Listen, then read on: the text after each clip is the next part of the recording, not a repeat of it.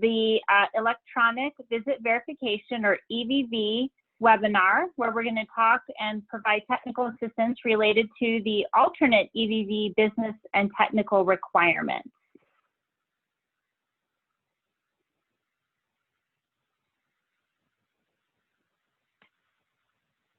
So just a little bit of housekeeping for today's webinar. We do have quite a large audience. So in order to better make efficient use of our time and support everyone to submit their questions, we are going to mute everyone just due to the large size of the audience.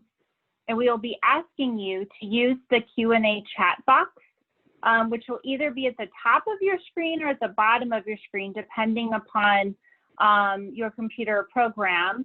And you can use this Q&A chat box to submit questions at any time during the course of the webinar. We do have a team of people who are monitoring those questions that are coming in to help us prioritize at the end of the session for answering those questions. So the other thing that we'd like to ask for you to do, which will also help us prioritize, is you can also, just like you can on Facebook, you can like a question that somebody else submitted. So if you see something that mirrors consistent with maybe a question you might ask, or you also have that question, please go ahead and like that. That does help us prioritize. And we also wanted to let you know that the session will be recorded. So for introductions, we have representatives today from both Access and SANdata. And so from Access, it's myself, Dara Johnson, my colleagues Danielle Ashlock and Tashana Douglas are also joining me, who are the program management or program and project management support from Access. From the SANdata team, we have a number of individuals also supporting with project management, Ruth Sewell and Andrea Elmquist, and Paige Gibson, who also assists primarily with outreach and education for providers and other stakeholders. And then Tim Nyberg, who you will be hearing from soon to talk about the more specific on the technical specs. And then Mike Amborski as well on the technical side. So you may be hearing different voices throughout the webinar that represent these individuals. The purpose of today's webinar is really to provide training and technical assistance to support those providers who are interested in or have chosen to use an alternate EVV vendor. So we're going to use the term alternate EVV throughout the webinar, and it just means a different vendor. Provider has chosen to use a different vendor to comply with the EVV mandate. So we're going to discuss, so we really want to focus today's webinar on answering those questions that really support providers to prepare for EVV implementation and using an alternate EVV vendor. So we may choose to prioritize questions that are really specific to the business requirements or the technical requirements. And we're also going to focus on these topics. We did have some questions around the data flow between Access, the health plans, which are managed care organizations, which also include DDD, and 3 of our other MCOs that support people, and other MCOs are managed care organizations that support the broader Medicaid population. So just want to make sure when we're talking about health plan, we're sort of including everybody that we contract with to serve our members. We'll talk about the data flow then between Access to health plans and data, and also the alt EVV vendor systems. We'll go over the business requirements or the policy, so the things that Access is requiring related to EVV, as well as the federal requirements. And then SANdata's technical requirements, which are essentially in response to Access's policy requirements as well as the federal requirements. So what do the systems need to be able to do, and what data do they need to collect? And then at the end, we'll focus on, so if you are a provider and you want to use an alt EVV vendor, what do you do next, and what are the timelines? So the agenda for today, I'm just expanding on that a little bit. We will get into talking a little bit about the EMR EHR interface, which is of some interest to some of the providers, go into more detail about the project timeline, talk about compliance as well. There's been some questions about how we're going to monitor compliance with EVV, so we'll share some information with you, and then we'll talk about next steps both for you all as providers and your vendors and access.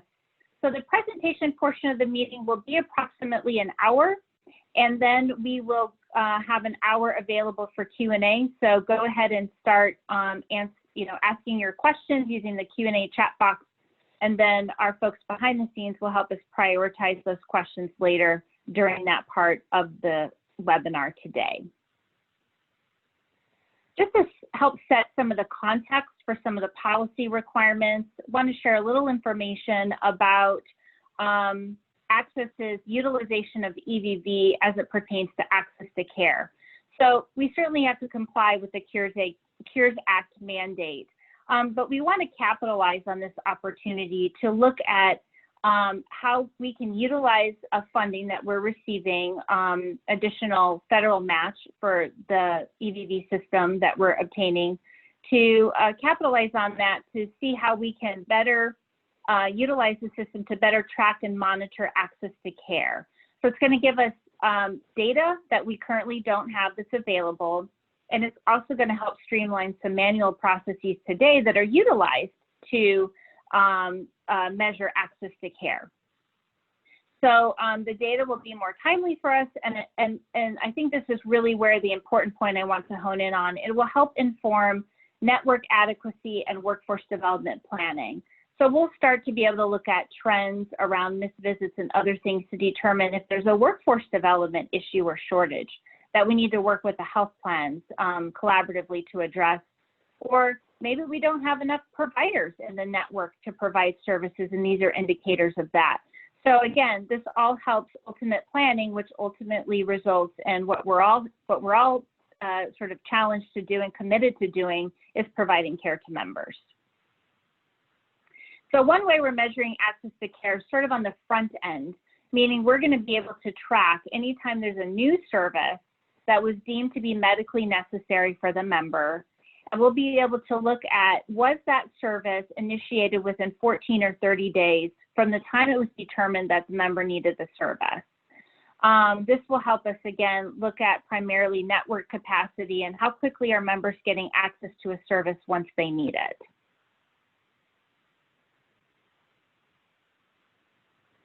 For those of you who are related to the ALTEC system, our long-term care system, you're going to be familiar with gap reporting. For the rest of you, this is really an effort that we have currently underway, which is very manual, to basically ensure that when a service is scheduled for a member, that it actually occurs and that members are getting the service timely. So this is kind of looking retroactively on a day-to-day basis to make sure that the members are getting the care that they need. So we're addressing it on the front end and on the back end, and these are just monitoring activities that we now have available to us with the implementation of EVV. We're going to look at some indicators around alerts that are generated for later missed visits, whether or not the contingency plan was utilized, and what the amount and duration of the service. So for services based upon the authorization, are members getting the amount of service that has been as another indicator of whether or not they are getting the care that they need. So we're going to go into the business requirements overview. So this is the document that we have put together that's available on our website. I'm going to transition here to another document. I'm going to make sure you can see that.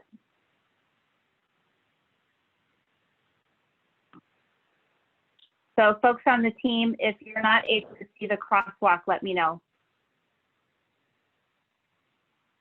So this is a document that we put together that we thought would be helpful in interpreting the technical requirements. So this document outlines on the left-hand side, so in sort of the gray coded columns, if you will, the information that's either requirements of the Cures Act or policy requirements that Access has related to EVV. So these things are actually in a draft policy document that we have currently in draft form that will be out for public comment, and you all will be able to share comments that you have regarding the policy. But we wanted to show how the policy dictates what the technical specifications are. One, to sort of the left-hand side is to help providers in understanding what the requirements are, and the right-hand side is really more so for the alternate vendors that the providers have chosen to implement and comply with the EVV mandate. So we're not going to go through this in great detail because we're going to focus on some of the questions that we've received way to prioritize today for our time. We can always come back if you have specific questions related to this. But the first amount of requirements really relate to those things that are very specific to the Cures Act requirements and the kinds of data that the EVV system needs to capture as it relates to service visits. So the direct care worker, the agency providing the services, and the member, the date the service was provided, and the beginning and end time for that service that was provided, and the location. I think this is one of the things that we get a lot of questions on. So I just want to clarify, and you'll see you'll see where I have inserted comments in here, and they're really just notations for me to make sure I touch on some of the questions that we've already received. But there's a question about whether or not there needs to be approved locations in the system, and access requirements do not include a requirement, for the system to have approved service locations.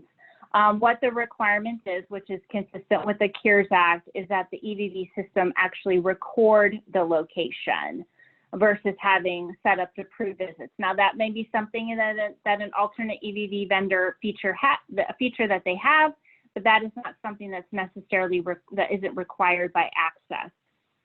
Another question around location, which is certainly consistent with the feedback that we've received from members and families over the years when we've been talking about EVV and meeting with them about EVV, is the concern around tracking. So just wanted to point out here specifically in relation to the access policy that we understand GPS location can be used to determine the location of the service delivery. But we have specifically stated here that the GPS location must be limited to identifying the location of the worker and the member at the point in time the worker signs in and out of the system, and that whatever device is being utilized or however that location is being identified, that tracking mechanism is not functional. If the device has that mechanism, that it's not functional. All we need is the location of when the service began and the location at the time the service ended.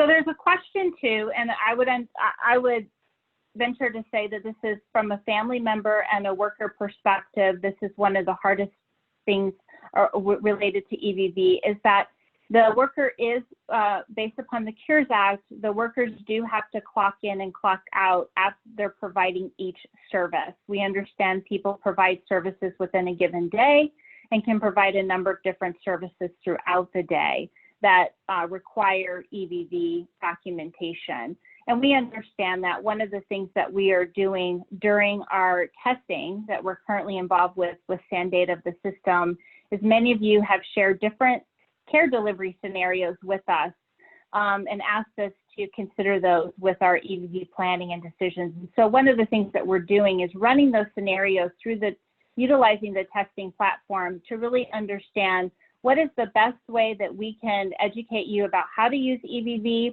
within those service delivery scenarios to mitigate the burden it might place on the worker or the families and members. So we certainly recognize that concern and are making measures to help mitigate that burden. Regarding modalities, so access's policy requirements is that there be two different types of visit verification modalities. And we have that because we understand that there are going to be circumstances either that are limited by the member, where they live, perhaps, and even the DCW and where they live. So there's going to need to be options for members to choose from what type of modality is used to verify their visit, or it may just be the circumstances. If a member lives in an area where there's limited internet access or cellular access, and the DCW doesn't live in an area with that access, potentially what's dictated is one type of modality over the other, and we understand that. There were some questions about whether or not members had to have both. Members need to have, there needs to be two options. Sometimes, depending upon the member's circumstance, there may not be an option. They may have to just utilize one of the options based upon their circumstance. There was also a question about members and using their smartphones. So the way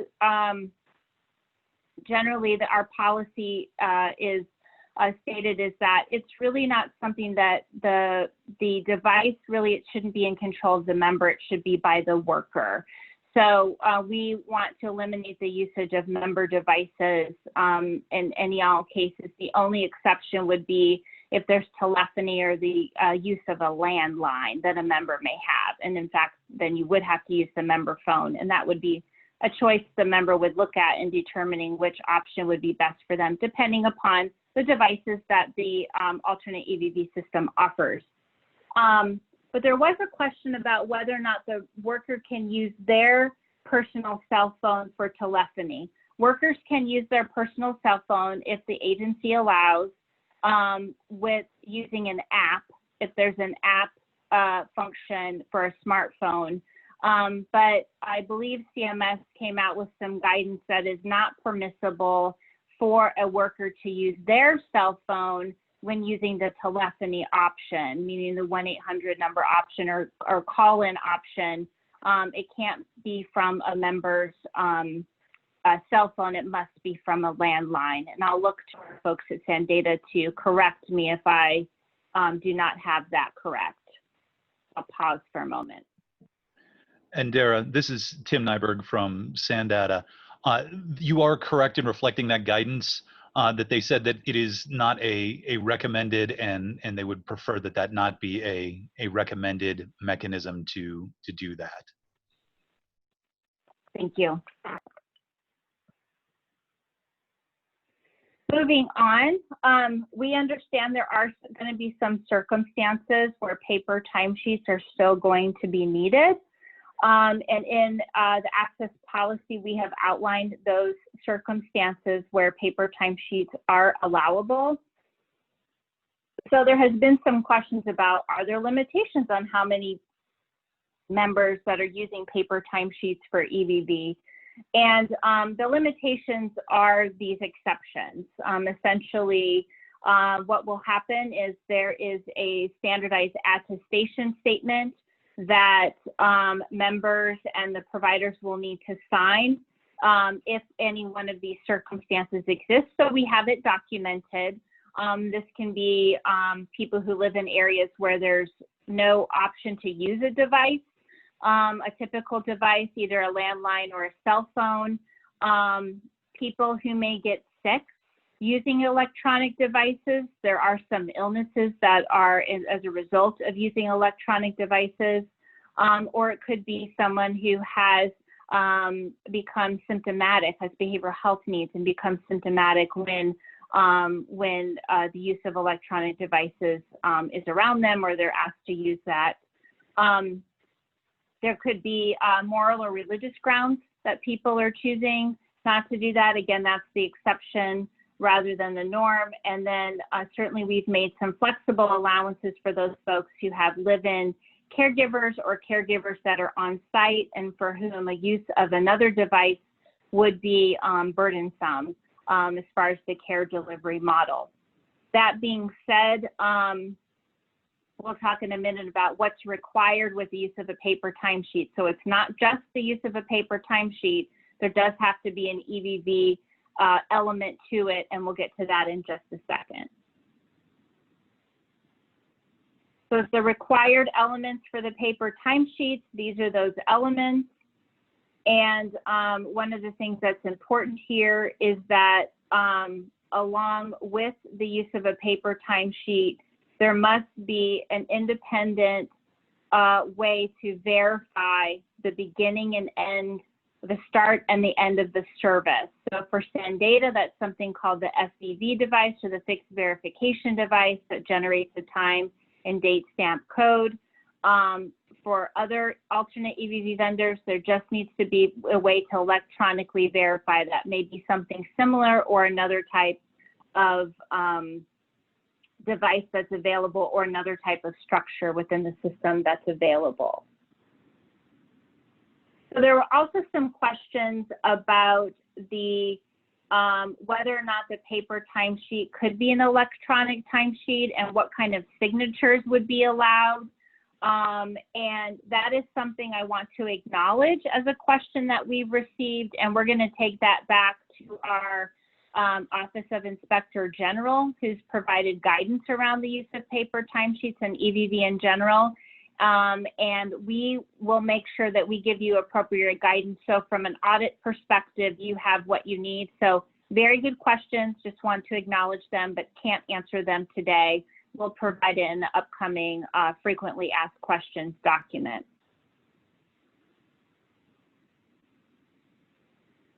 Some questions about how many exceptions will be allowed as far as documenting when there's a late or a missed visit. We have, I don't believe we have any limitations on the number of exceptions, but we do have a list of the valid exceptions, which are provided in the technical specification documents. Regarding the contingency plan, just wanted to let you know, currently the policy says that it will have to be reviewed with a member every 90 days. We are considering extending that to an annual time frame. Just to provide more flexibility. It doesn't mean it couldn't be reviewed more often, but at a minimum, we're looking at reviewing every annually, excuse me, so every 12 months. And we'll, once that decision has been made, we will update this document. So a lot of questions around contingency planning and what sort of happens in the instance where the member has a service that they get, let's just say they get it Monday through Friday for 2 hours. And so on their contingency plan that they review with you as a provider every year, they say that they want that service within 2 hours, or they need that service within 2 hours. And then maybe the date that it happens where their worker cannot show up to their home to provide the service, the member can change their mind regarding, today, typically I need it within 2 hours, but today I can use an informal support. I've got my sister coming over later who can support me. So we can talk a little bit more so on the technical side about how those changes are sent over to SANdata when those instances happen. But there's also some questions about preferences. So we understand that a member may have a preference that can't necessarily be accommodated because of various numbers of reasons, right? And so we understand that that's going to happen. And those are those kinds of instances where somebody needs the service within 2 hours, but you can't provide it till maybe 24 hours. The importance is that the documentation is there. And those are the trends that we're going to look at more from a broader systemic perspective, from a network planning perspective and a workforce development perspective, to see if those are indicators. It's your responsibility as a provider to document what happens. It doesn't mean that if a provider wasn't able to accommodate that request, that you're not going to be able to bill for the services you provide the next day, for example. It's really about documenting what happened versus being penalized for not being able to accommodate. Now, it's not to say the health plans won't look at this data and look at it from a potentially from a performance indicator if an agency is having a particular abnormal number of these kinds of circumstances. But from the perspective of access to care, we really just need the documentation to look at systemic data.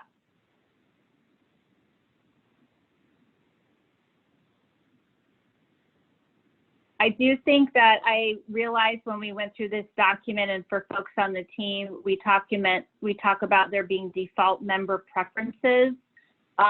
If members don't indicate a preference for their contingency plan, and I believe we've sort of inadvertently left that out of the documentation, so I think we need to provide that.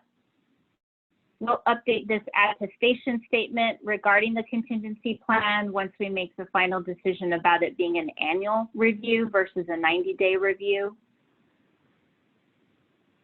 Questions about members, the instances where a member refuses service. So if there's a visit that's late or missed because a member refused, or a member refused a portion of the service. So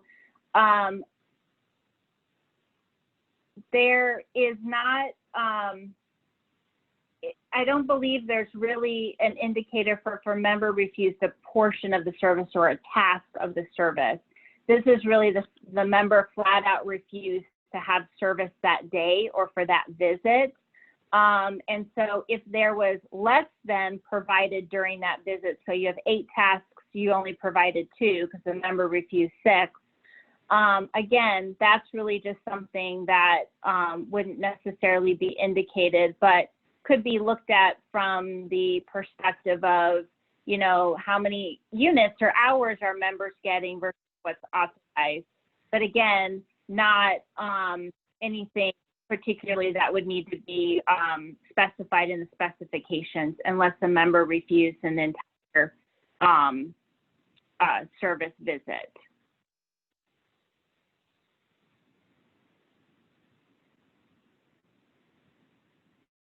For the sake of time, I'm gonna pass through some of these scenarios, but we did have some scenario-based questions around how to document those instances where services were late or missed, particularly when people are getting them every day, and how to address that. So if that's something that folks want us to focus on today, you can put those scenarios in the Q&A chat, and we can address them live today, or we will definitely include them in a follow-up FAQ. This is the standard list of tasks that we want all the SANDATA system and all the alt EVV systems to have. We don't have them outlined specifically addressing, so if the service code would have tasks, you know, 1 through 5, or this service code might have these tasks. That's really handled in the specifically as it relates to the plan of care. You can identify if DARE is getting attendant care on Monday, what are those tasks that are happening on Monday. But essentially, we want to know at the back end, once the service is provided, what tasks were provided for that visit. We understand those between what the plan of care says and what actually happens may vary, and we want to allow for that flexibility. There were some questions about habilitation or more of the skill building goals.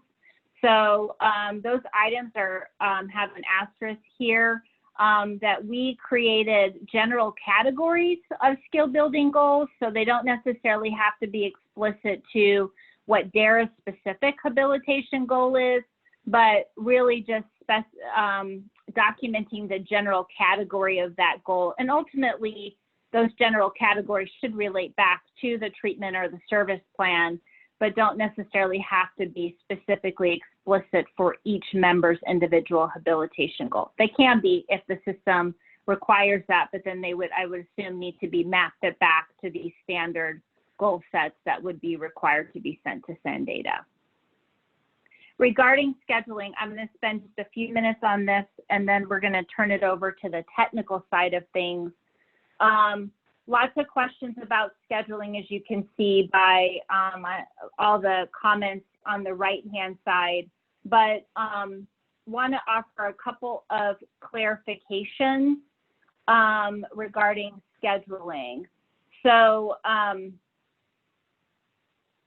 scheduling can be done up to any time before the visit occurs. So generally we want, and what we understand in practice today, there's a general weekly schedule for members to get these services. Certainly understand there may be variances that happen and the schedule needs to change. So that's there's certainly allowable flexibilities for members or families, whether it's in the all-text world under the agency with choice model or just any other service delivery model where members and families have the option to change the schedule. Those requests can be made to the provider agency, and those schedules should be revised based upon, obviously, if there's an individual to be able to provide the support during that time, but there's that flexibility. But we want a general schedule to be laid out, and then certainly schedules can happen, schedules can happen up any time before the actual schedule is to begin, what the original schedule was to begin, or before the service starts, rather, I should say. We understand that there are times where there's not going to be a schedule, so the system should allow for an unscheduled visit. That is going to happen, and we understand that, and but it should be the exception rather than the rule. One of the things that we are looking at and considering, and I'll go through in just a quick second, is reducing some of our the scope of some of our scheduling requirements, and I'll talk about that in just a moment. Visits should be delivered to the aggregator once they have been scheduled. I think there was a comment about the difference in what the technical specifications say, that we should only send the schedule with the completed visit. So maybe, Tim, that's something we can address when we go through the tech specs. We just want to make sure there's clarity there as to when actually the schedule should be sent in the data. Member verification, it is true that the alt EVV systems, when the member's verifying, they should be looking and verifying, or the designee, the times, the service, and the task. And that verification, if it doesn't happen at the point of care, should happen within 7 days of the rendered service. Based upon feedback from you all, we are considering extending that to 14 days. So following the typical 2-week pattern of a timesheet like we have today. So we are working to make that accommodation and making those decisions pretty quickly, so you'll have that.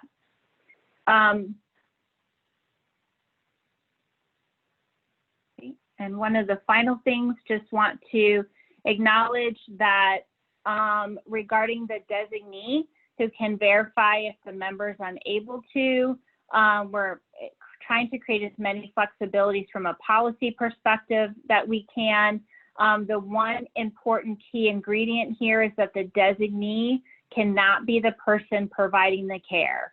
So let's say there's 2 people in the household that are actually providing care to the member. It would be appropriate for the person, when they're not providing the care, to be the designee for the other individual, but it just is not appropriate for the designee to also be the one providing care and signing off for the care that they've provided.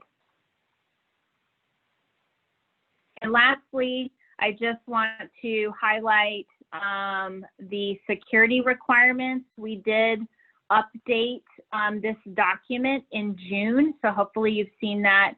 And we have eliminated the previous security requirements that we had in there.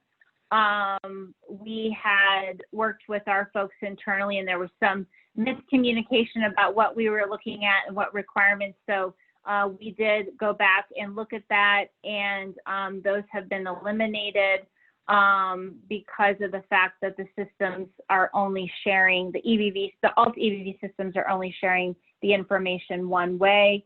It's Sandata that has to meet these requirements for us. So high-level overview of some of the major questions that we had. We can get into more questions during the Q&A session, but I want to real quickly just highlight some of the things that we are, and I'm going back to the PowerPoint, so just give me a second here. just want to highlight something from a business perspective regarding scheduling.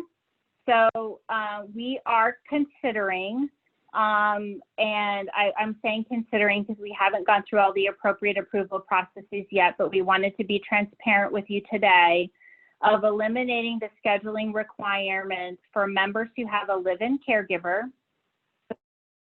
They do EVV, but would eliminate the scheduling requirement for those who have a live-in caregiver and those who have caregivers that are accessible to them around the clock. This is primarily in the all-text world. It's very common to have a live-in caregiver. In the world of behavioral health and the provision of behavioral health services, it's common to have situations where a member may have a caregiver on demand or on site. And in those instances, we're looking at eliminating the scheduling requirement. And again, in an effort to be accommodating to different service delivery models and also to reduce any burden that EVV might create. And I've already talked about changing the requirement to verify service delivery if it doesn't happen at the point of care from 7 days to 14 days. But we are still considering that, and we will update you as soon as we make those final decisions, which we intend to make very timely. So just as some context for the technical part of this webinar and the technical assistance for the technical requirements, I wanted to invite Tashana, which is our EVV project manager, just to speak very highly of how the data is going to flow in between the systems. I understand this may be a little bit difficult for you to see, but we will post this. But I think this will help understand how members and how the data system will flow and what information is going to be provided by whom. So Tashana, would you be willing just to speak 1 or 2 minutes just to give a high level overview of this chart?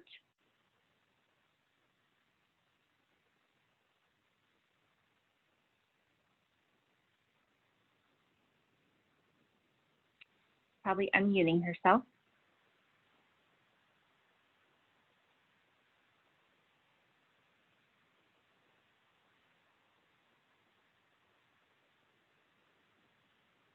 Okay, might somebody from our SAN data team be able to just give a high level overview?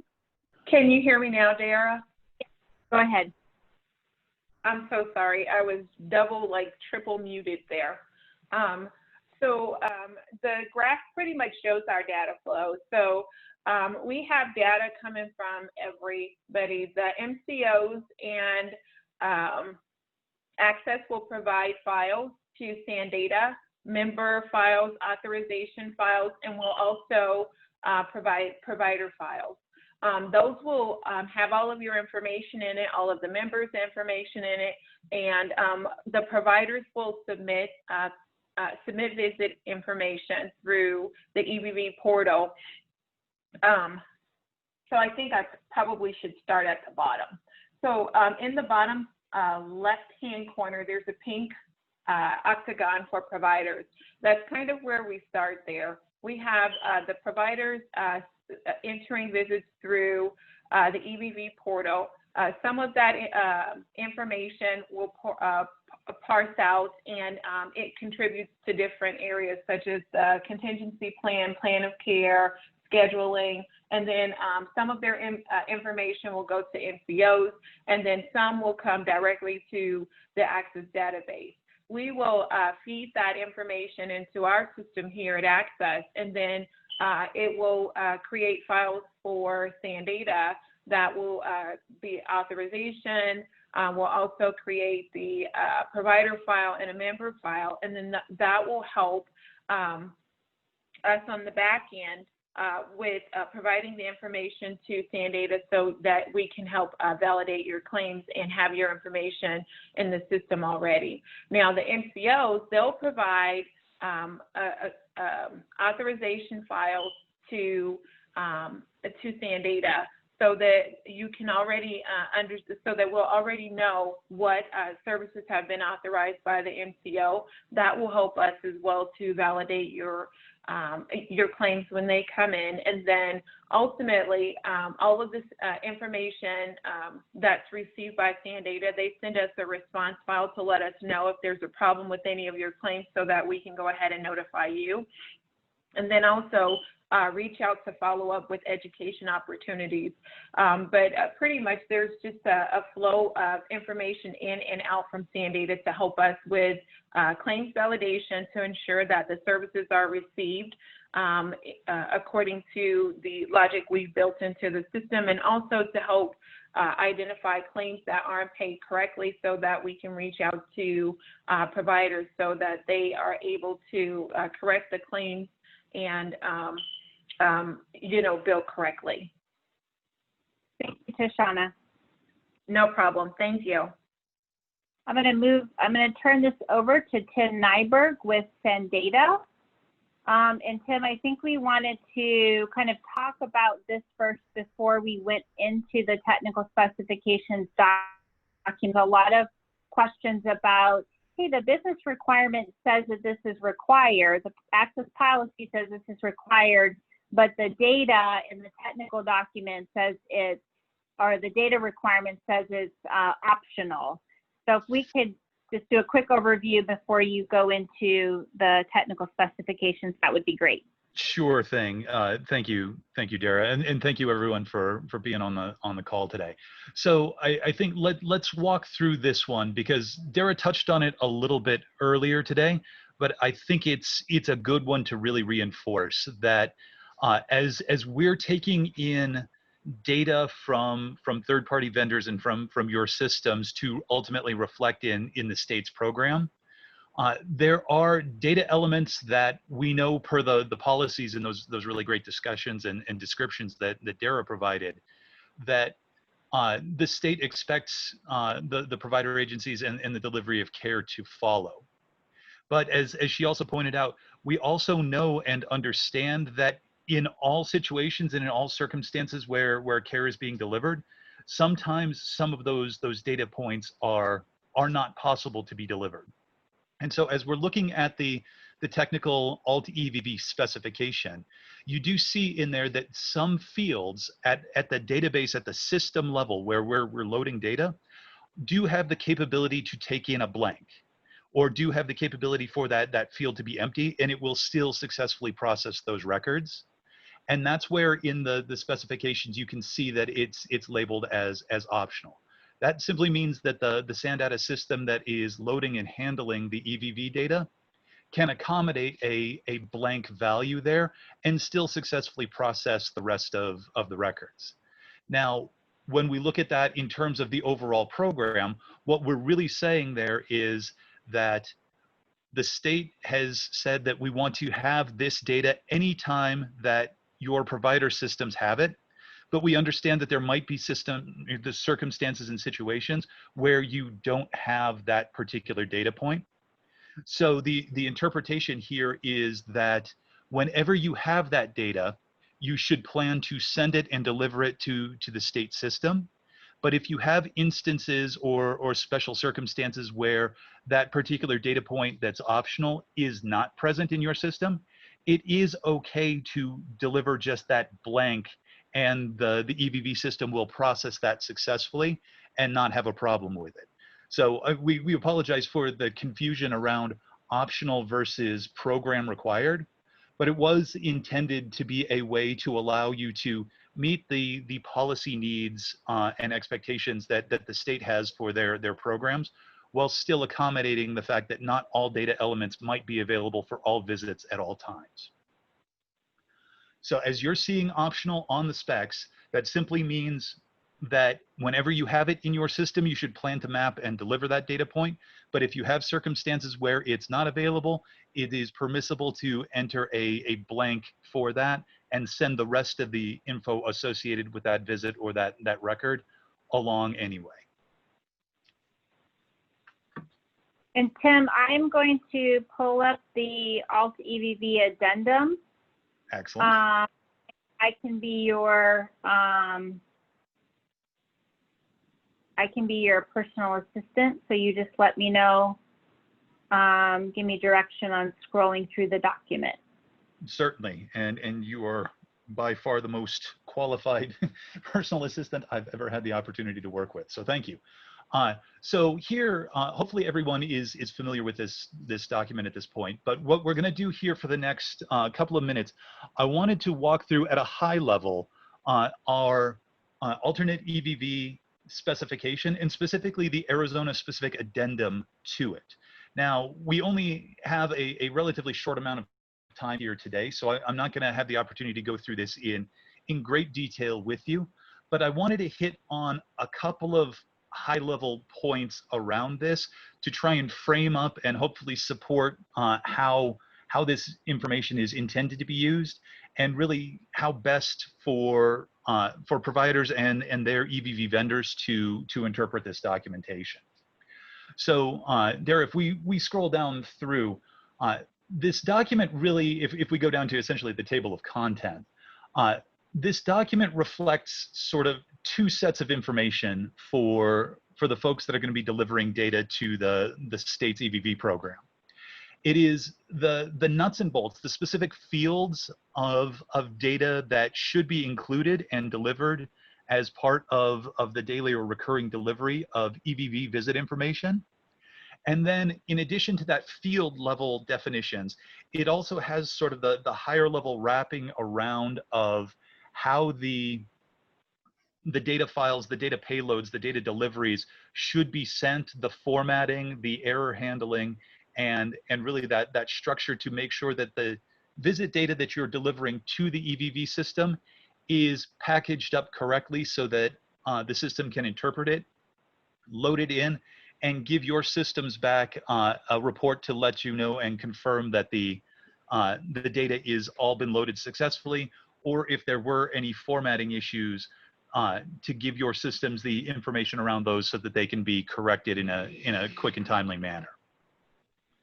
So I want to walk through here at just a high level the mechanisms by which the data is going to get packaged up and delivered over to the SANDATA systems for processing, and that really goes into section 1 of this document. So if we jump down to section 1, really what we're focusing on here are the mechanisms by which your data is going to get packaged up and delivered to the state's aggregator for processing and review. 1 and 2 here really focus on the mechanism and the packaging. We're using a JSON web service format for delivering all of the data that's laid out in section 2. And then here you can see in 1.3, we're really talking about that frequency that Dara alluded to earlier, that this is going to be daily. Sections 1.4, 1.5 really just talk about the limitations around the data as it's coming over, so that we can process it in a timely manner and have it reflected back into your source systems, as well as supporting all of the different vendors and all of the different providers working concurrently. We want to try and keep those deliveries going on a relatively frequent basis and limit this total size of the deliveries to several thousand, so that excuse me, the data can be processed and delivered back quickly. Here you can see one of the things that we do understand, particularly when working with so many different vendors in so many different states, that different systems handle and treat formats for data differently. We understand that, we respect that.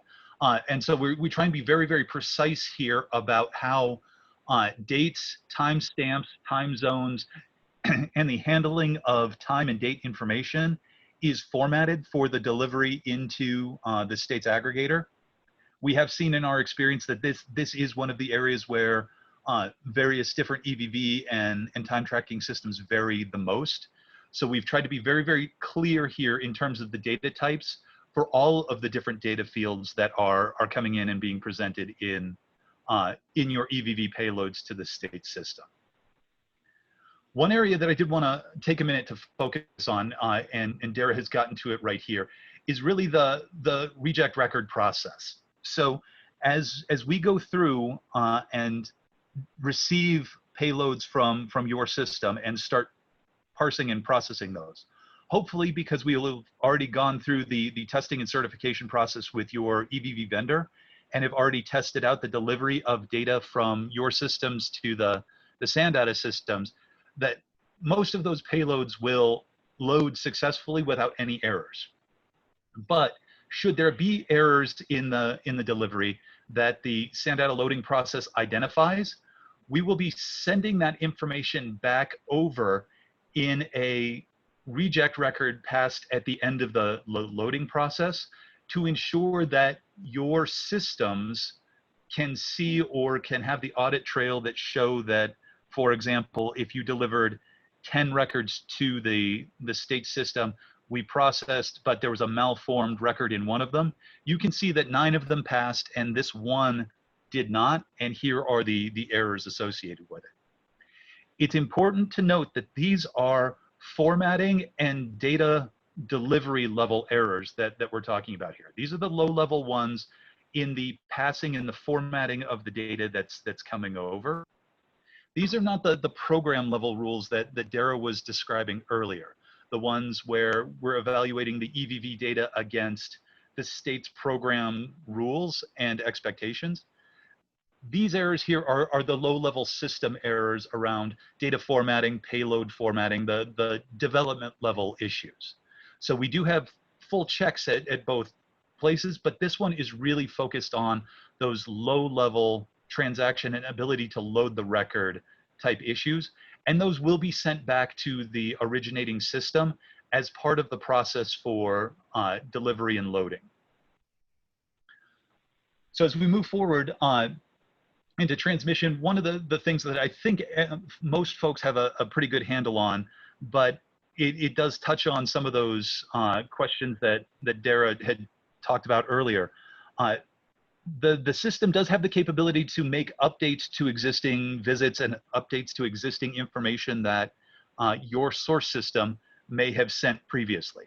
We understand that visits and data change in your source systems, and that's good. That's expected. That's how you continue to perform operations, do your daily business, and correct and tune to make sure that the data you're supplying is accurate.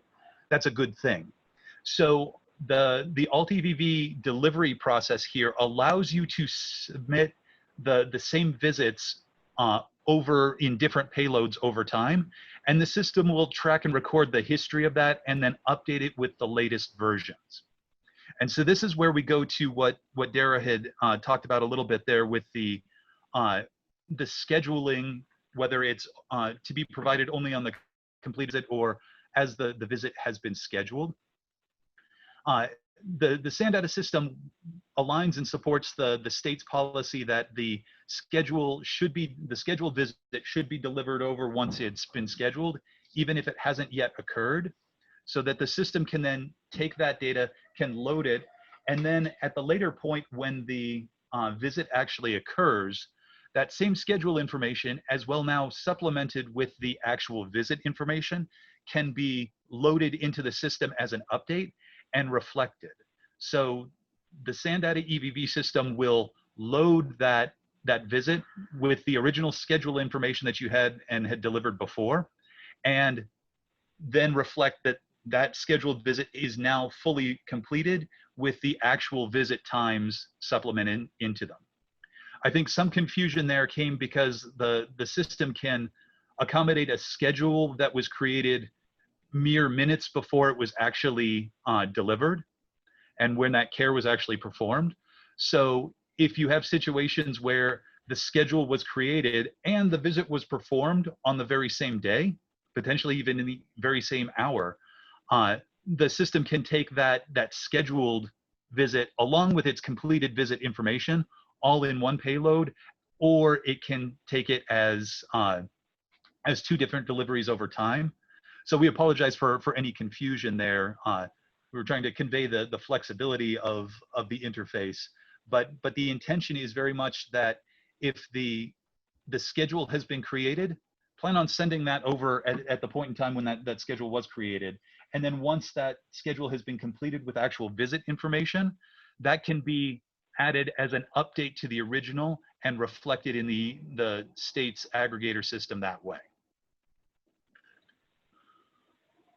All right, and then the remainder of section 1 is really talking about the transmission details and the approach that the process for loading that data will take. And our support teams are available to go into any of the details and the specifics here.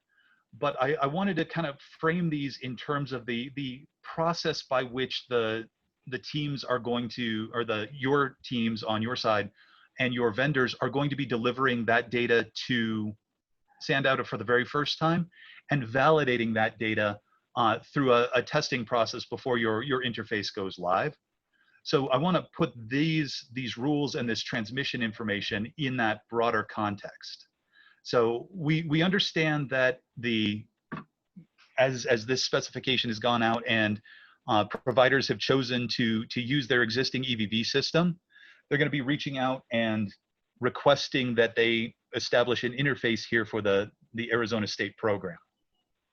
As we do that, we're going to be creating a dedicated testing scenario and testing environment for you and your vendor to build out your payloads that deliver and meet this specification, and then test those against a true live EVV aggregator system to ensure that the payload deliveries and content are all correct and loadable based on the rules laid out here in the addendum, as well as the state's policy rules for how EVV data should be delivered.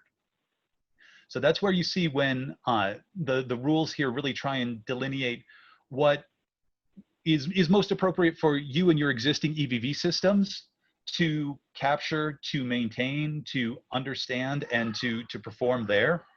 And then what's going to be the responsibility of the Sandata aggregator for the state solution. So at the highest level, because we don't have time here today to go into every point, but at the highest level, we want your EVV system to continue to be the system of record where you and your caregivers perform your day-to-day care. You know, this is the system where your teams know how to use it, know how to maintain it, know how to manage activities in it. We want to keep that being the place where you do your work. So all of the calls, all of the visits, all of the activity should continue to happen in your system. And then your system would then be responsible for transmitting that data to the EVV system and collecting the response back for any system loading errors that have occurred, and be able to present those to either representatives from your agency or more likely representatives from your EVV vendor to make sure that any errors in transmission can get acknowledged and rectified, and those data files or data payloads that weren't able to be processed can be resent and reprocessed. So there, if we scroll down, that gets us through a lot of really the processing rules, the behaviors around the data that we're going to be expecting and we'll be evaluating against the system. At that point, we do have a couple of scenarios. We do have some examples in the specification that hopefully allow you and your EVV vendors to review and see which situations, which scenarios should have visit data delivered and the frequency and the details of them. But if we go back out to the higher level, once we've got these behaviors in place, it's the data and the specific payload segments that are in section 2 that are the specific data points that we will be looking to have mapped from your existing EVV system into the transmission payloads that are going to go across to the state system. And that's really what's defined in section 2 of this document. And so Dara, I would like to do just a quick time check here. We can go through those at a high level here if you would like. but I know we do have some other items that we want to make sure we're covering here today.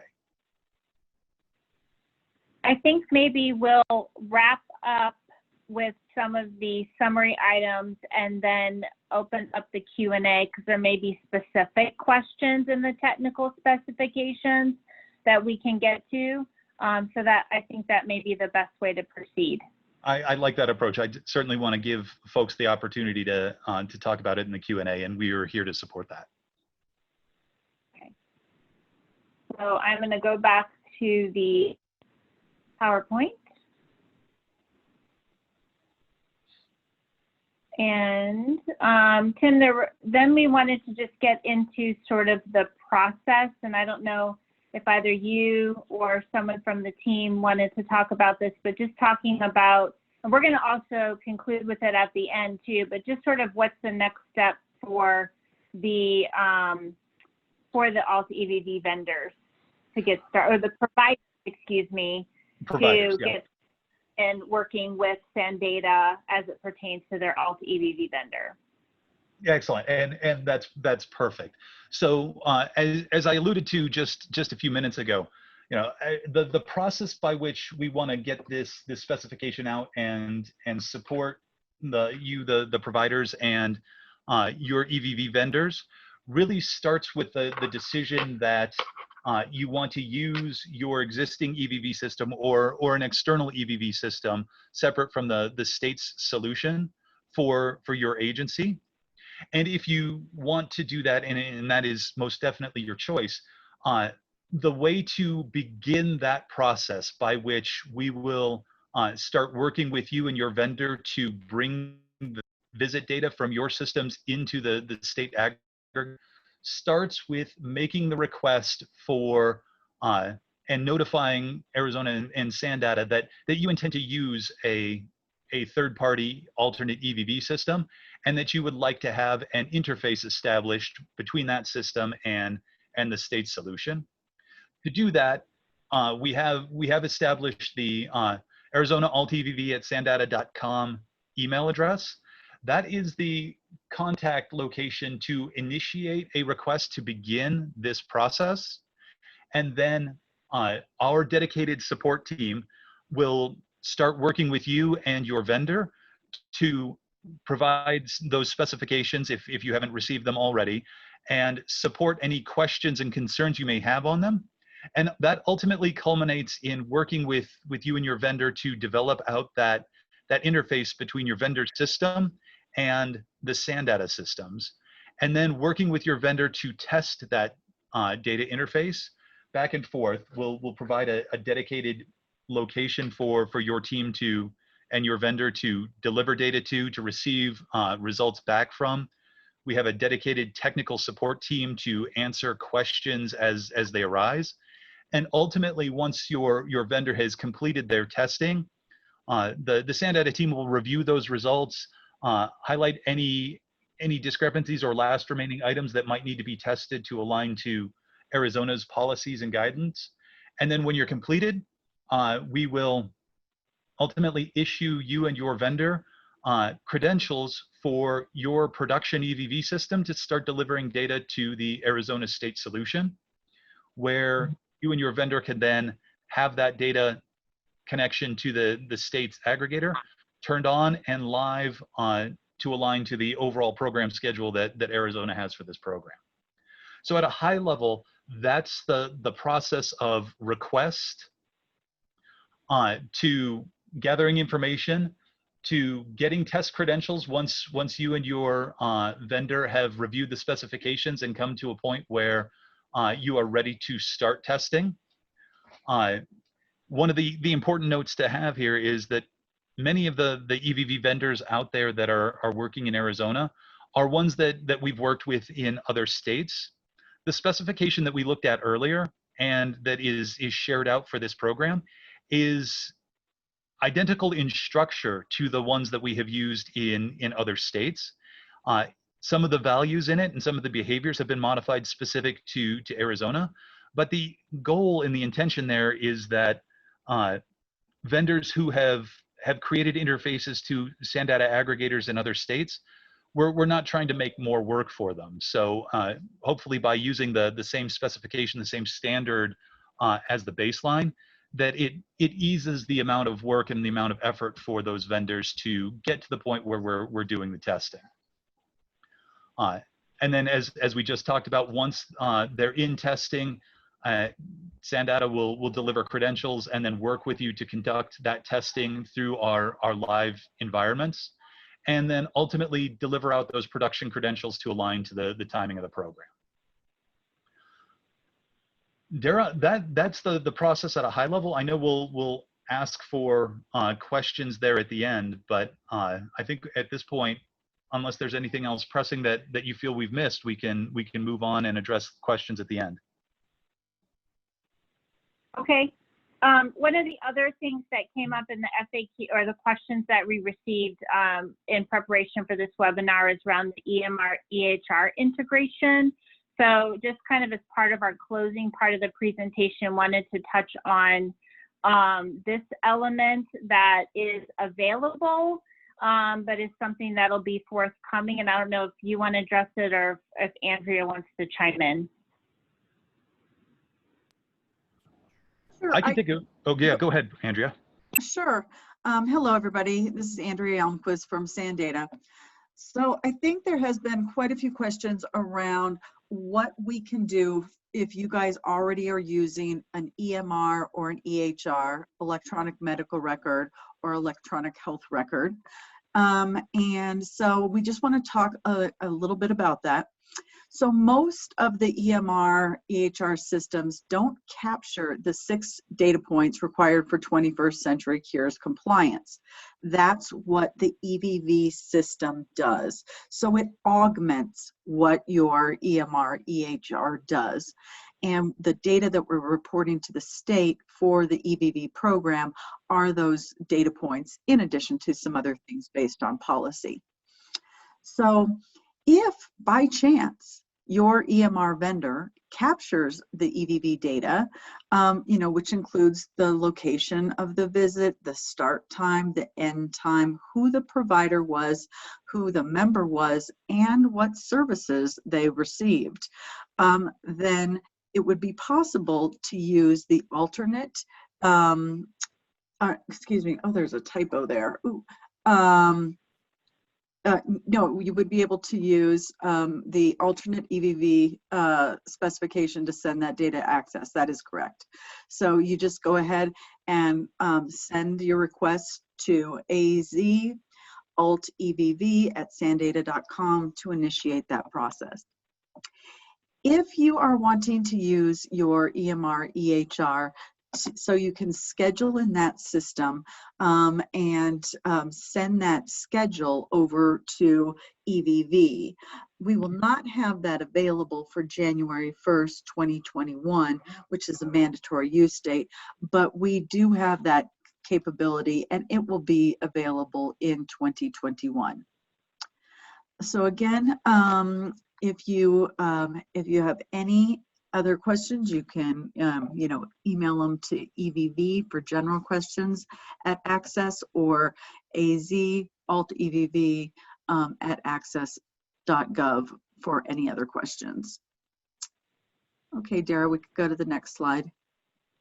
Thanks. And I think the key point here, Andrea, is that we're really trying to garner interest in whether or not providers are wanting this option and this functionality. So that's where contacting us here at Access with your interest would help us in the support for that interface. Okay, just a little bit about the timeline and milestone schedule. Tashana, can you jump on quickly and just talk through the timeline and then the milestones on the next slide? Hi there, Dara, and yes. Thank you so much. So right now we are in the development phase. We published the alternate EVV technical specifications in April. Everybody should have received them now, and we are currently in a window for development. We actually will start testing. We're opening our testing window on August the 7th, which is the second row blue bar, and it will go through the 16th. Now, you want to contact us through the EVV email address that you have been given to let us know of your interest in the system. And then SANDATA and Access will work together to ensure that you're able to begin testing your system. If for some reason at the end of or mid-October, by the 16th, we have worked with you and your system's just not going to be ready in time for, it's not at a point where we can determine that you are at a good place to more than likely go live with the program on our mandatory live date, then we're going to ask you as a deadline. We'll give it to you on October 16th to ask you to register for training. And so the training is just basically to ask you to learn how to use the SANDATA EVV system until we can get your system up and functioning. So you would register and train on just using the SANDATA EVV aggregator, but we would still be working with you to ensure that we can get your system up and functioning. And so technically, you would still be working on your alternate system, but you would be prepared to use the SANDATA system until yours is ready. We are going to go live with the program on December 30th. So on December 30th, EVV will be up and ready for you to use. And then on January 1st of 2021, it's mandatory that all of our providers use it. So that's why we have the cutoff date of October 16th, so that we can make sure that on mandatory use date, January 1st, you're ready to go. Even if your system, isn't quite up and ready to go, you can start using our system until it is. So we will have a soft edit window, and that means that we'll get your claims, your EVV claims, as long as you have an authorization in place from the MCO for those services. We'll get your claim, and we will make sure to look at the claim, educate you on if there's any problems, and we'll send payment and correction information out to you as long as there's an authorization. However, hard edits go into place on April 1st, 2021, and that means that the claims that have been submitted and they're not correct, they would receive the appropriate denial, and you would have to resubmit a corrected claim. And here is just our milestone schedule. As I discussed on the prior slide, we are currently in development phase, fast approaching the testing window that starts on 8/7. Please don't forget to email us to let us know of your interest to use the alternate system. Our deadline is the 16th. If you want to register for training, just because maybe you know that you're not going to be able to develop and test, please let us know. But if you're going to be using an alternate EVV system, we want you to register by the 19th if your system isn't ready, or if you're not fast approaching, the end of testing by the 16th. Training will last until November 25th, right around Thanksgiving. And also, as you can see, at the same time as training is beginning, you'll be able to request devices. So if you are a provider who is not going to use your own devices for EVV visits, as soon as you can register for training and complete the full range of training, you're able to request devices. And the other dates are pretty much standard. Our program go live December 30th, mandatory use date January 1st, as well as our soft and hard claims edit. And any questions about our milestones or our schedule? Thank you, Trishana. I'm just going to highlight, this is Sarah, I'm going to highlight a couple of things here. One clarification on the device requests and deliveries. This is specific to providers who are using the SANdata system. So if for some reason you start going through the alt EVV process and your vendor is not in a position, as Tashana mentioned, by the end of that testing window by October 16th, then the expectation is that, or the requirement rather, is that you start to proceed as if you're going to use the SANdata system, even temporarily, until your alt EVV vendor can be in a position to meet the interface requirements. It is possible for you using an alt EVV provider to be, and they aren't in a position in that mid-October timeframe to continue the testing process. Beyond that, we would expect you to, in parallel, get yourself in a position to use the SANdata system should you need to avail yourselves of that so that you're in compliance on 1/1.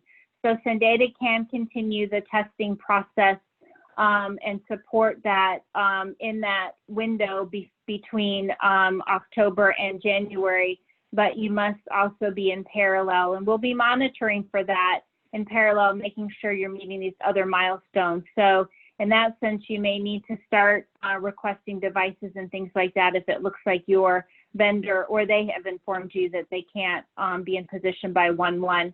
I also do want to reiterate that even though you've chosen one option versus the other, you can always make it a different change. You may be looking at, some of you may be on the phone because you're planning to use the SANdata system, but might want to use alt EVV vendor in the future. You can make that change at any time, and vice versa.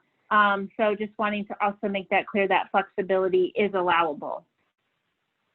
So with claims compliance, I'm not going to talk through this too much because Tashana covered it already, but during that grace period, we do want to, that January to March timeframe of 21, where you're starting to use the system, we do want to make sure that you have a grace period where your claims will still be able to be paid.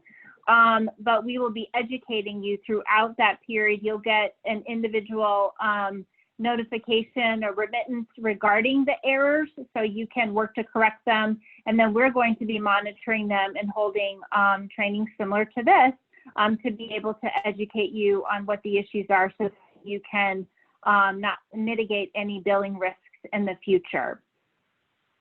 Some folks have asked us about compliance indicators. And so one of the things that we want to be very mindful of is that we need to have some baseline data before we start identifying, the thresholds for various compliance standards. So some of the things that we're looking at, particularly as it relates to the alt EVV, for providers using alt EVV vendors, is making sure we're having those timely data exchanges, the number of accepted versus rejected files. So these are all things we're going to look at as indicators as to whether or not you're in a position to comply.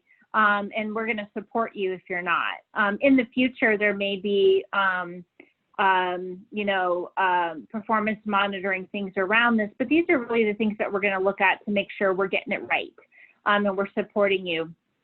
In relation to access to care, we're going to look at how many scheduled versus unscheduled visits. We're going to look at the occurrences of late or missed visits, and also the adherence to the contingency plan. Not so much on an individual provider agency level, although the health plans may choose to take a look at that, but it's mostly from a systemic perspective to make sure that we have the appropriate network and the workforce to meet our members' needs. And these are just some examples. As we work with the health plans on these indicators and metrics, we will be transparent with you to share those with you and even give you all an opportunity to weigh in and provide some feedback. So I think we've gone over this a couple of times regarding the process. I don't know that there's anything new. The key date is to make sure you send your interest to SANdata before August 10th. And then beginning August 10th, they will be providing information to you on initiating the testing process. This slide just has some specific information about what information you should be sending. And we'll also put this in a forthcoming FAQ as well as post this on the website. One thing we did want to note, just real quickly before we get into your questions, is we've been trying to be responsive to the emails and comments that have come in through the EVV@azaccess.gov email. I just want to acknowledge Danielle. Many of you have communicated with her, is extremely responsive to you all. And I just want to acknowledge that as a provider using an alt EVV vendor, you know, Access is going to be providing information about our policy requirements, and also going to be working on member and outreach specifically, and family outreach, you know, related to different topics here coming up, and I'll talk about that in a minute. But as a provider using an alt EVV system, your system is going to be different. There are going to be things that your system requires or is unique. There's a unique maybe a device option, or in particular, there may be a functionality of the system that you're using that is not a requirement of Access.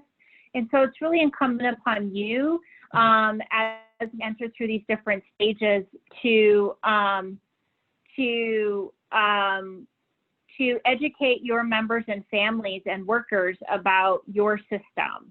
And really what choices and options may exist for members that may be very different from the SANdata system to what you're using, are things around devices, and then the options for ways that your devices and system, their members and their designees verify service delivery. So just wanted to set that expectation, and certainly you could modify some materials that we're going to post and modify it for your purposes, but it's really incumbent upon you to do that if you haven't done so already, and you're going to be using a new system here coming up. Just wanted to highlight too that we haven't worked out the details of this yet and what this will look like, but we're very much committed to having more webinars that are more specific to provider and member outreach around different topics. So such as what devices are available and sort of what you can expect when utilizing different device options, and what choices that you may have with respect to providers using the SANdata system. We've had some questions from you about the use of providers who are using an alt EVV system and access to the aggregator. So we'll want to make sure you have information around what you can expect and what kinds of options you'll have in using the aggregator to access data from your agency. And then also some more continued discussion, particularly around what to expect around scheduling and member and designee service verification. These definitely are the hot topics for members and families. So we will be putting a schedule together and then doing a registration for these. And I want to plug those of you who are providers. It's really important to us to hear from members and families, and we have been hearing from them. But we certainly want you to help us distribute that information to them so we can have their voice represented in these upcoming trainings and receive their questions and be able to answer them. So on that note, we are going to move to the Q&A. I know we've had a team of people monitoring the Q&A. I think we have about a half an hour left. We undoubtedly probably are not going to get to all of the questions and answers that you all have submitted, but we want to thank you. We have been tracking the Q&A as they've been coming in the past couple of months, and we're going to also track those that come in today and be developing some FAQ documents that will be forthcoming. So I'm going to open it up to and let the folks who've been monitoring this to go ahead and ask away so we can try to answer some of these questions. Yeah, hi Dara, Ruth Sewell with SANdata here. So we have been monitoring the questions, I think by utilizing the voting option. We've got a couple, well, more than a couple priority questions here that I'll just toss to you, Dara. So this first question came up when you were reviewing the access to care goals and how you're going to be utilizing the system to supplement that. So the question is, does this replace gap reporting? Yeah. So gap reporting, and that's one of those things that we wanted to utilize EVV to capitalize on, because we are getting enhanced federal match for the system. That was a manual process that for those that are all text providers, you're the ones doing the gap reporting currently. We wanted the EVV system to remove that requirement. So as we implement the EVV policy, we'll be seeing the gap reporting policy go away, and we're weaving in those elements directly into the system and the reporting that we're getting from the system, so that manual process can be removed. Perfect, thank you. And just wanted to point out that a lot of the questions we're seeing are very similar in nature. And as we go through and collate these questions and collaborate with Access to provide answers to, we'll group and respond to those that, like Dara, you said, we won't get to in this call. So next top question is, how will it work for a single parent who bills for their child? They would not have another designee that could verify for them. Yeah. So this is something I think that we need to consult with our Office of Inspector General when it comes to the verification. Certainly note that that is the one circumstance I think that is challenging when it comes to the verification component. So certainly respect and appreciate the question. We're going to need to go back to our folks internally. One of the things that I would ask, with this question is whether or not there are other people involved in that are around the member in the family during the course of service delivery, and whether or not there is another option for someone outside of the family unit to verify service delivery. But this is definitely something that we'll include in a forthcoming Q&A and certainly respect the challenge of that circumstance. Perfect. So next question comes from Frederick Bryant. Pertaining to scheduling, what about a provider that works as needed and doesn't necessarily have a set schedule? So again, the considerations that we're working around, I guess I would need to know more about the scenario. So maybe you could put, Frederick, more information about the scenario in the Q&A, and then we can work on a formal response later. But scheduling is required. I mean, that's one of the main ways we're going to measure access to care. And there always is going to be opportunities for impromptu services. We know sometimes that occurs, such as the scenario question that somebody said, well, what about respite? Sometimes respite's on demand, and there may not be a schedule in the system. And so we understand the circumstances are going to exist, but there should be a general schedule of service delivery. And then we are looking at the flexibilities around members who have live-in caregivers, whether they're related or not related, and then certainly members where they have a caregiver on site on demand. So I need to know a little bit more about that scenario to answer a little bit more in depth, but certainly include that in the Q&A, and then we'll make sure we develop an FAQ around that formally. And then sort of a follow-up question from April Page. Do the schedules need to be entered by the agency, or can the provider or member create the schedules? So the policy language at this point is just that the schedule needs to be created. I can speak from the SANDATA system's perspective that it's the agency inputting the schedule. Access has also asked SANDATA to allow members and families through the portal to request a scheduling change. And so that is an option. That is not something we required of the alt EVV vendors. So depending upon if you're going to be using the SANDATA system, then it would be the provider entering into the schedule with flexibility for the members and families to request a scheduling change. And then if you're using an alt EVV system, that may be a feature that the other systems offer directly for members and families to create the schedule. Obviously, I would be remiss being an access person to say that if I didn't say this, that of course the schedule has to be in alignment with the authorization and the allowable units, as well as, what's been, along with the medical necessity determination of the scope of the service. Okay, great. The next question, we kind of saw it sprinkled throughout the Q&A, specifically from David McCorkle. So recording location is required, but not verified against where the client is supposed to be located? So the 21st Century Cures Act requires that the location is identified at the point of care, at the beginning of the point of care, and at the end.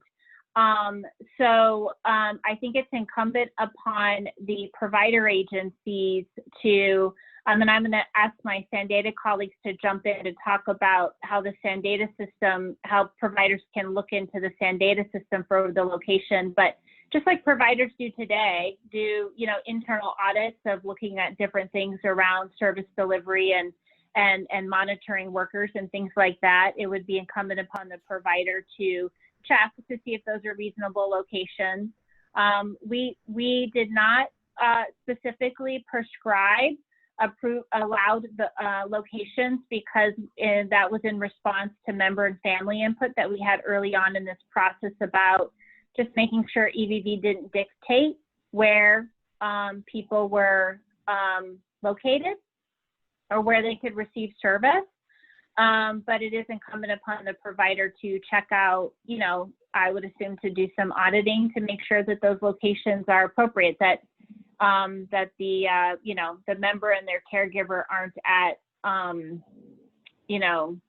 Disneyland when they should be in the Phoenix area, for example. And Dara, this is yep, Tim from SANDATA. Do you want me to jump in with our perspective on that one? Yes. Perfect. So as Dara mentioned, yeah, the SANDATA location technologies do not track the activities of the caregiver or the member. They simply capture location at the start and the end of the visit. And also, as Dara pointed out, that tracking the location and assessing it against what is a, quote, as in the question, a supposed to be location.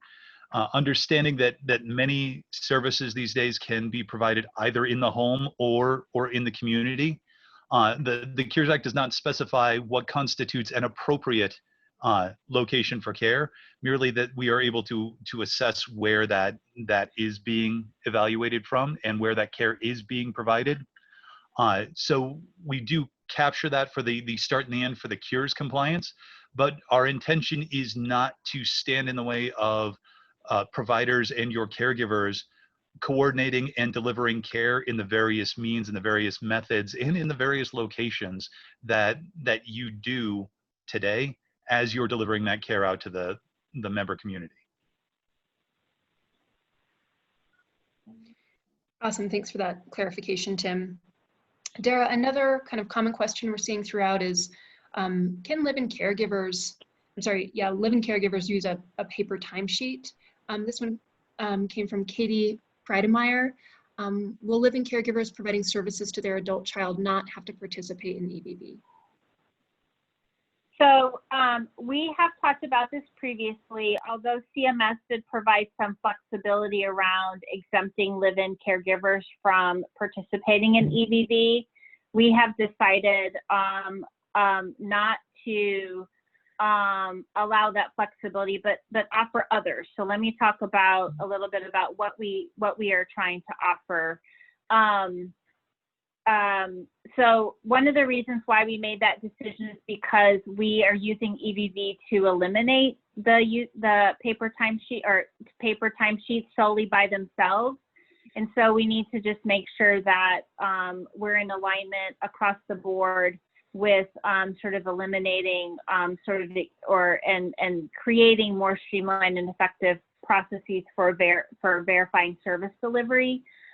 This decision was also made in conjunction with our partners in our Office of Inspector General around their expectations around EVV.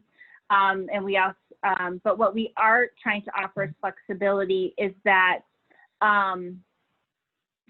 using a paper timesheet with combined with if the provider is going to be using the SAN data system, it's called an FEV or a fixed verification device, which is a device where you literally click a button and it generates a code that has a time and date stamp on it that gets put onto the paper timesheet. So there is an electronic verification and an independent verification of when the service started and when the service ends.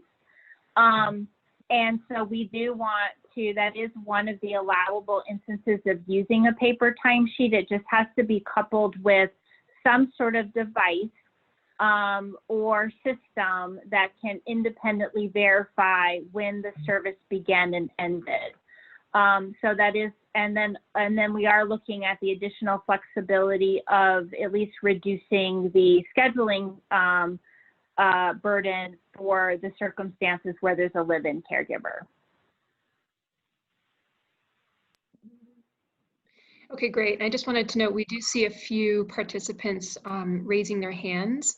If you have specific questions, it would be awesome if you could enter those into the Q&A log, just so we have documentation of it and SAN Data and Access can take that back and respond accordingly. Let's see, next top question. Are support coordinators being trained on this at DDD? And a few questions we've seen throughout related to authorizations as well. We have lag times getting authorizations input when needed, along with getting ISPs on times. May affect our ability to send a claim or provide services. We've traditionally had to do multiple follow-ups, sometimes taking months. Now we have to add schedules and missing visits. So if I'm understanding the question correctly, it's a concern about getting timely authorizations from the health plans.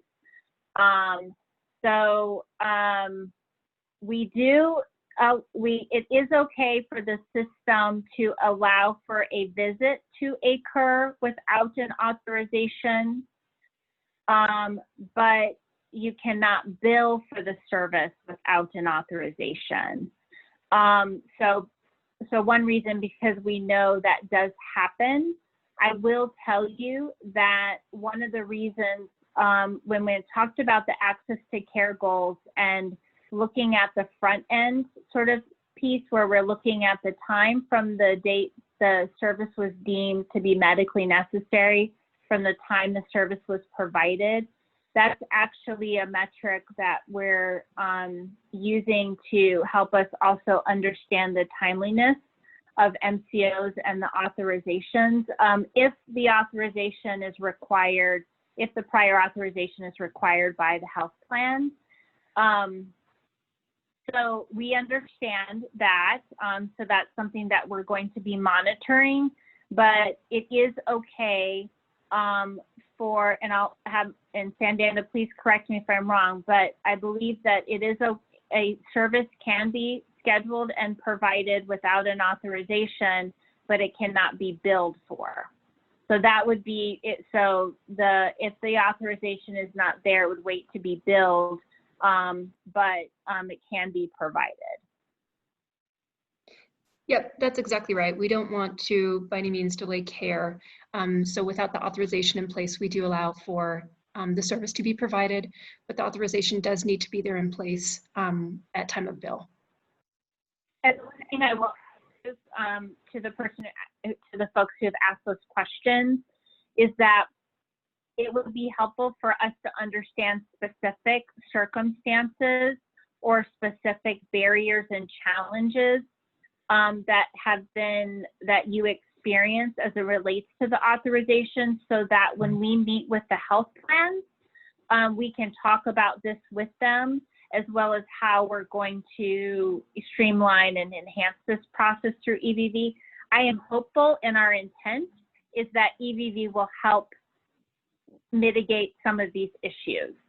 I can't say that it will mitigate all, because none issues are all mitigated, but that is our intent with the way, we've approached EVV. So it would be helpful to have specific scenarios that you experience frequently, so that we can bring this up with the health plans. We meet with them regularly, so we have an easy venue to do that. Okay, great.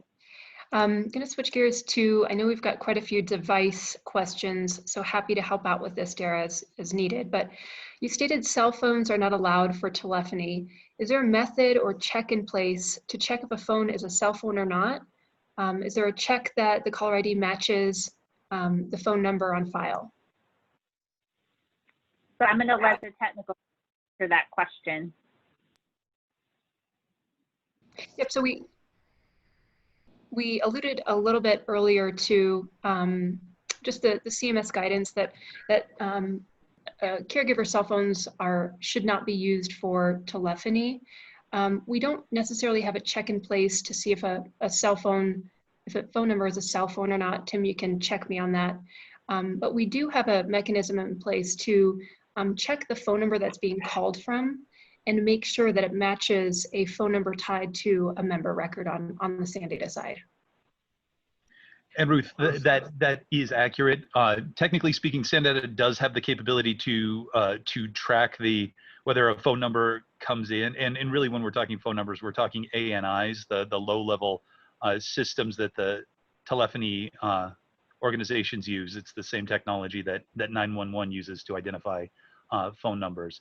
SANData uses that same one, but generally telephone carriers don't actually track that data point between cell phones and landlines consistently. So if it's there, we will track it and be able to see it, but most of the time you are correct that we will capture the phone number where the visit was originated from, and can compare that against the phone numbers linked to the members in the program.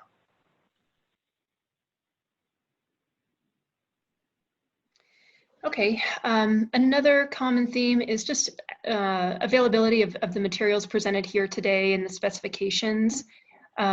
So Dara, I know that we've got the specifications and the crosswalk document posted on the Access website, but just confirming that the presentation here today will also be posted to the website? Yes, both the presentation and the recording. And then we wanted to kind of see how today's meeting went, and got more questions from you all. And so we'll also be, I think there's some minor modifications that we want to make to both the business requirement and the technical specification documents, just to make sure you have all of the up-to-date information. As well as we will work to prioritize the FAQs that are specific to the needs that need to be met, your informational needs that need to be met for your vendor, your Alt EVV vendor, to code and configure and develop as they need to over the next few weeks or months. So we'll also prioritize that. So give us a little bit of time. But we will work hard to get those posted, and then what we'll do is do a notification. Danielle will do a notification through the Constant Contact listserv, which is basically how you got the information for today's meeting. So if you were not directly signed up for that, if you go to our EVV webpage under the Stay Informed tab, actually I can do this right here, you can sign up to get everything firsthand. So we will, I think pretty quickly though, we'll put up the PowerPoint and the recorded webinar, and then we'll follow that up with updates to the documents. Okay, great. Another question coming through a few times here is just understanding the timeline in light of COVID and the impact that these provider agencies have seen from that. Sure, fair. One of the things I always want to take an opportunity to say and thank our provider community.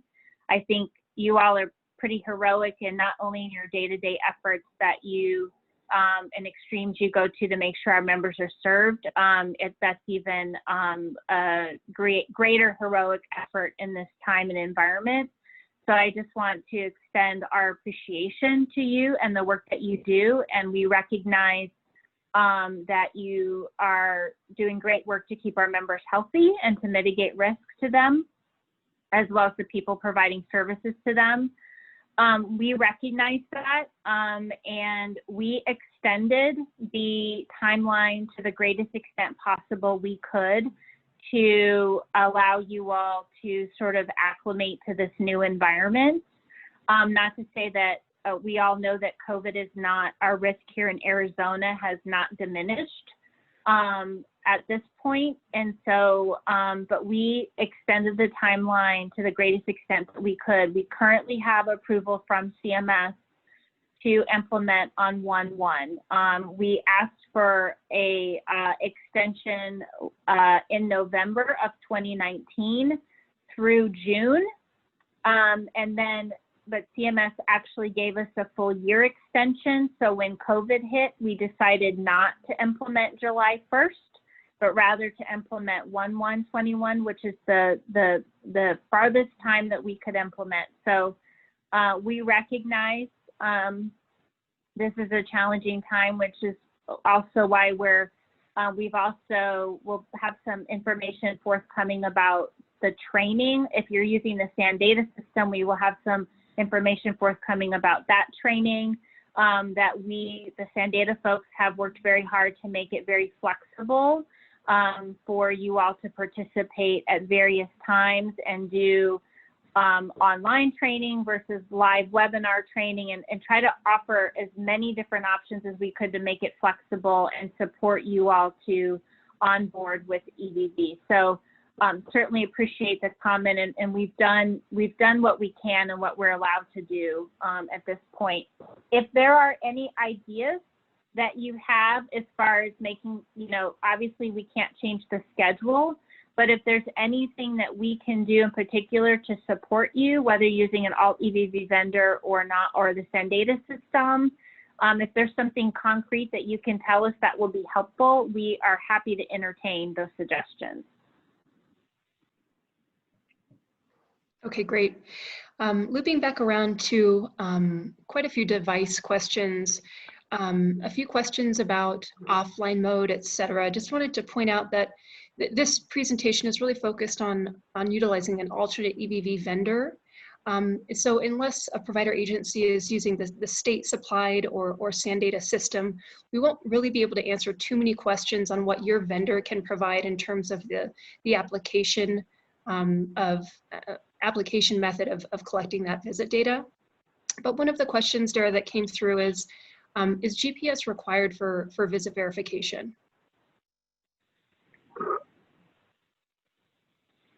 So no, I would say that devices do not have to necessarily use GPS, but it has to be an independent verification of location. So the way telephony, at least on the I can only speak to the SANdata system, kind of to follow up on Ruth's comments, verifies the location because it's a member landline. So we know that you're with the member. It's a location approved by the member.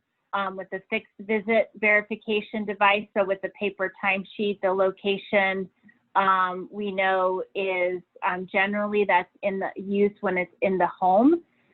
So we have location verification then, and then certainly with the app, that's how you know location is by GPS. So I would say that when in doubt, because certainly audits will continue after EVV, and I'm assuming these are things that will be looked at.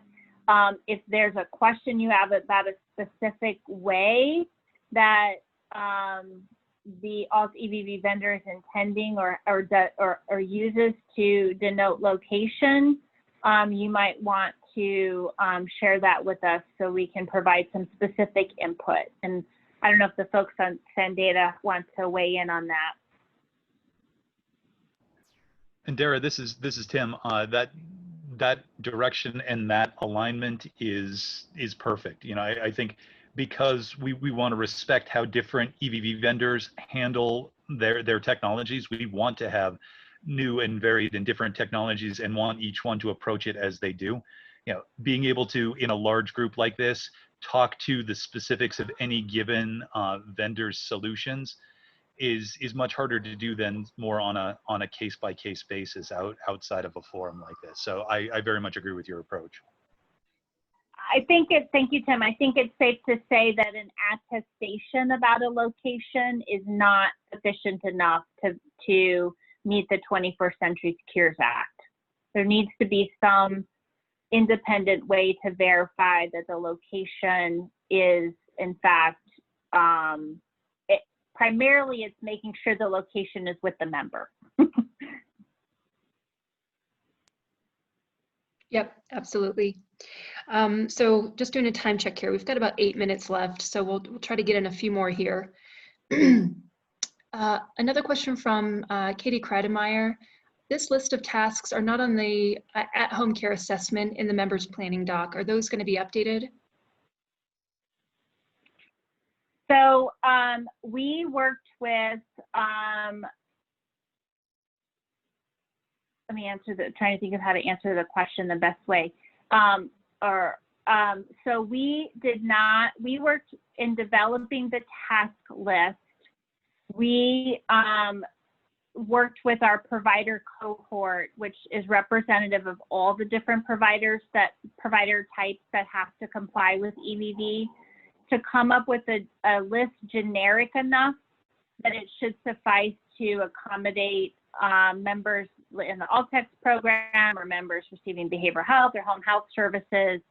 So we know it's not necessarily a tit for tat, if you will. And I guess I'm wondering, Katie, if you're talking specifically about the individual service plan document, or if you're talking about the home and community-based needs tool, because we did look at the HNT tool to help inform the generic list of tasks. And so we don't anticipate updating that tool, but we feel it's generic enough that it should accommodate most situations. And then there certainly is an other option for those instances where it does not.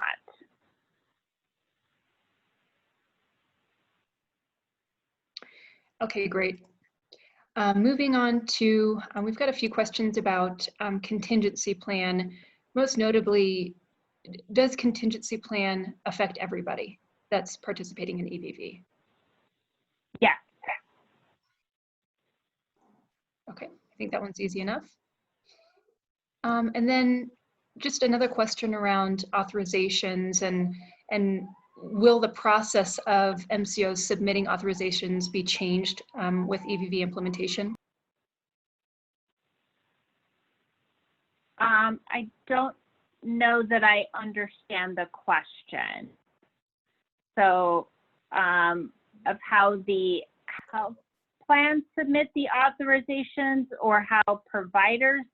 So I guess I don't know enough. Maybe what I can do is speak to this. We did not cover this today. And there'll be more information. This will be covered in the provider training. And we probably need to just do a general provider training on it. So maybe Paige, take note of this. If a health plan requires prior authorization for an EVV service, and we understand health plans have different prior authorization requirements. So if you're a provider who contracts with 4 health plans, you may have 4 different prior authorization requirements, or one may require it and one may not. For those instances where a prior authorization is not required by the health plan, the provider will be required to enter in data into an access portal that is basically data that would be included in an authorization, and it's basically a notification to access. We're calling it the service confirmation portal. It's a notification to access and to the health plans that although this isn't an authorized service, I as a provider am intending to provide this service, and this is, you know, you can do it for up to a year long. This is how many units we expect. And it's required because we have to get the EVV system certified by CMS. And part of the certification requirements is to make sure, and these come from the CARES Act, that services are only paid as if they've been, services should only be paid if they have EVV, they're authorized, and there's a number of different elements in that. So it's really related to and in response to our certification requirements for CMS. So we will have a forthcoming training on that process for providers, and we'll try to bump it up very closely to the training for the SANDATA system, because that'll be information that'll be important for all providers, regardless of whether or not they're using the SANDATA system or not. So Paige is our outreach person, so she's making note of it, I am sure, and we will, thank you for raising the question, and we'll do a specific training just on that process. We're trying to make it as simple and as streamlined as possible, so we've got some flexibility there as well. Okay, great. So I think we've got time for maybe one more. Let's see. I'm trying to pull out something that's more common throughout the questions. So claims validation, I think is a good one. How will that process change in using an alternate EVV vendor? Will SANDATA, essentially the question that I'm reading is, will SANDATA process claims?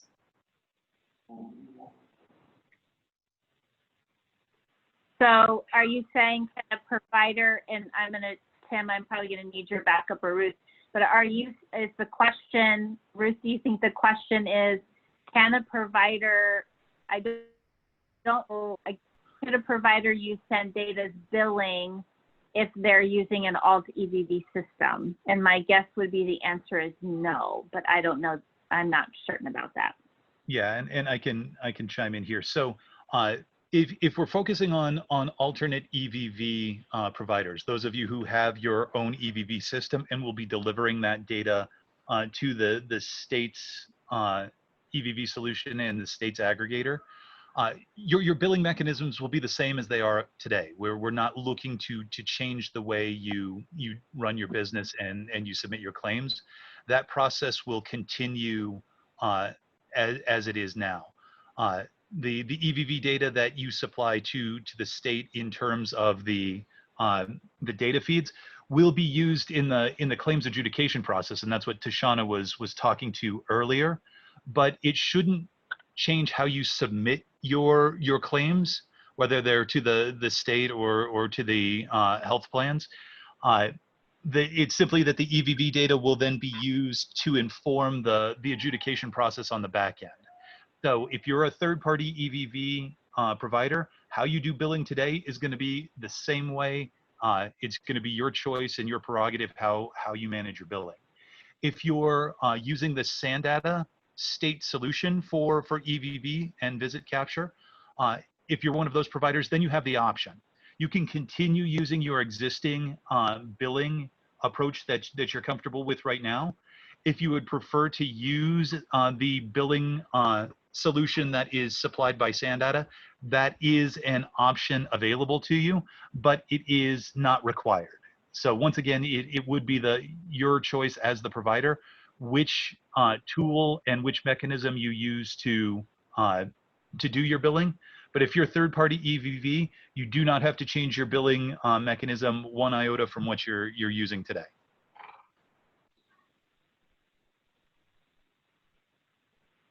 Thanks, Tim. I would have botched that one up. Thank you. So I think we're at the end. I do want to just reiterate that we are looking and logging at every question you're submitting. To Ruth's point, you may not see your question, the FAQ, worded exactly how you submitted it, because we may combine some similar questions into one. But we will work on getting those added to the website. Our first priority will be working on getting the recording and the PowerPoint up on the website. And then our second priority will be addressing any FAQs that are specific to supporting all the EVV vendors or the providers and the vendors with getting whatever development work that needs to be done. And then lastly, we'll cite all the other FAQs that are important, but we'll just try to prioritize them so we can get things up in as speedily as we can. We do appreciate your questions. We appreciate your time today. We know it's hard to sit on a 2-hour webinar. So thank you for your time. I want to thank the Access team, Tashana and Danielle, and then certainly our colleagues at SanData for our partnership today with this webinar. So thank you all and have a great rest of your afternoon.